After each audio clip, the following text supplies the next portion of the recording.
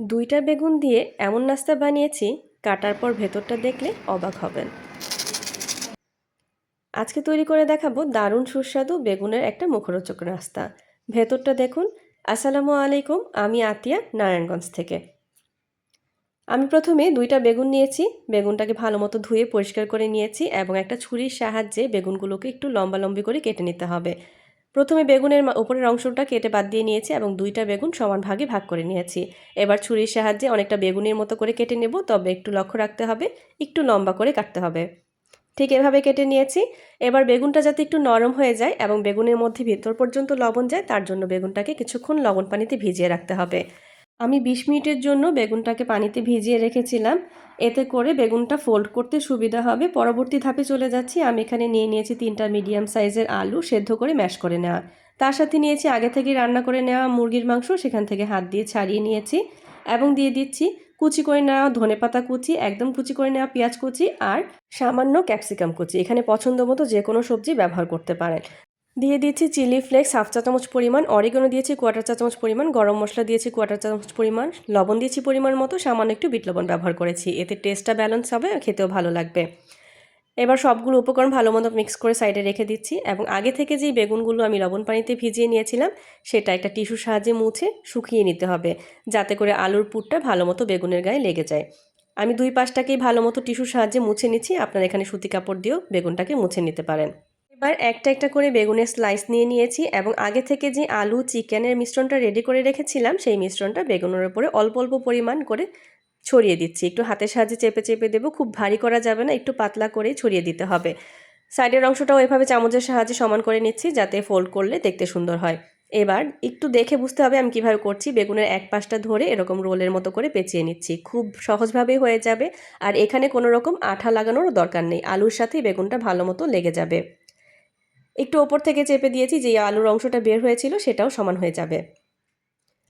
এভাবে একে একে সবগুলো রেডি করে নিয়েছি। আমি আরও একটা আপনাদের সুবিধার জন্য দেখিয়ে দিয়েছি। প্রথমে বেগুনের ওপর আলু এবং চিকেনের মিশ্রণটা দিয়ে হাতের সাহায্যে এভাবে গোল করে রিং করে নিয়েছি, অনেকটা রোলের মতো করে। এবার হাতের সাহায্যে চেপে দিয়েছি। এই পর্যায়ে দেখতেই খুব সুন্দর লাগছে, এটা ভাজার পরে আরও সুন্দর লাগবে এবং খেতে হবে সুস্বাদু।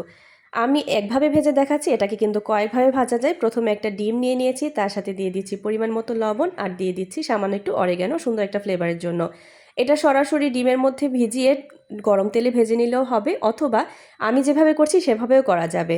আরেকটা পদ্ধতি আছে, সেটা হচ্ছে নর্মালি আমরা যেভাবে বেগুনি আলুর চপ ভাজি বেসনের গোলার মধ্যে ডুবিয়েও কিন্তু এই বেগুনের মিশ্রণটা ভাজা যাবে। তবে আমার কাছে এভাবে ভাজলেই বেশি ভালো লাগে, বাইরে থেকে খুব বেশি ক্রিস্পি হয়, খেতে আরও বেশি সুস্বাদু হয়। প্রথমে একটা একটা করে বেগুনের চপটাকে আমি ডিমের মিশ্রণে দিয়ে নিয়েছি এবং টোস্টের গুঁড়ার সাথে ভালো মতো কোট করে নিয়েছি। আমি এটাকে কিন্তু ডাবল কোট করব, মানে প্রথমে একবার ডিমের মধ্যে দিয়ে টোস্টের গুঁড়ায় গড়িয়ে নেব, আবার ডিমের মধ্যে দিয়ে আবারও টোস্টের গুঁড়ায় গড়িয়ে নেব। এতে করে বাইরের অংশটা খুব বেশি ক্রিস্পি হবে, একটু ভারী হবে, খেতে ভালো লাগবে। একে একে সবগুলো এভাবে রেডি করে নিয়েছি। এবার চুলার মধ্যে আগে থেকেই তেল বসিয়ে নিয়েছি। তেলটা যখন কুসুম গরম অবস্থায় থাকবে তখন কিন্তু চপগুলো ছাড়তে হবে, না হলে পুড়ে যাবে, যেহেতু এখানে টোস্টের গুঁড়া ব্যবহার করা আছে। কুসুম গরম অবস্থায় তেল দিয়ে যখন এক পাশটা হয়ে যাবে ওপর থেকে একটু তেল দিয়ে দিতে হবে, গরম তেল, এতে করে অপর পাশটাও ভালো মতো ভাজা হতে থাকবে। চুলার আঁচটাকে রাখতে হবে লো আর মিডিয়ামের মাঝামাঝি, খুব বেশি হাই করা যাবে না, কারণ বেগুনটাকেও সেদ্ধ হতে হবে। যেহেতু লম্বা বেগুন ব্যবহার করেছি আর অনেকবার রোল করার কারণে বেগুনটা কিন্তু ভারী হয়ে গেছে। ভিতর পর্যন্ত ভাজা হওয়ার জন্য প্রায় ৫ থেকে ৬ মিনিট লো আঁচে এরকম করে ভেজে নিতে হবে। যখন একটু ভাজা হয়ে যাবে চুলার আঁচটা বাড়িয়ে সুন্দর একটা কালার আসা পর্যন্ত অপেক্ষা করতে হবে। দেখুন কত সুন্দর কালার এসেছে এবং দেখতেও কতটা পারফেক্ট হয়েছে। এবার সুন্দরভাবে সসের সাথে সাজিয়ে পরিবেশন করছি দারুণ সুস্বাদু বেগুনের এই ক্রিস্পি চপটাকে। দেখতে যতটা লোভনীয় হয়, এটা খেতেও হয় দারুণ সুস্বাদু। একটু ক্রিস্পি সাউন্ডটা শুনে দেখুন কতটা ক্রিস্পি হয়েছে। এবার একটু ভেতরের অংশটা কেটে দেখাচ্ছি। এটা বেগুনটা কিন্তু সম্পূর্ণভাবে সেদ্ধ হয়ে গেছে এবং খেতেও হয়েছে দারুণ।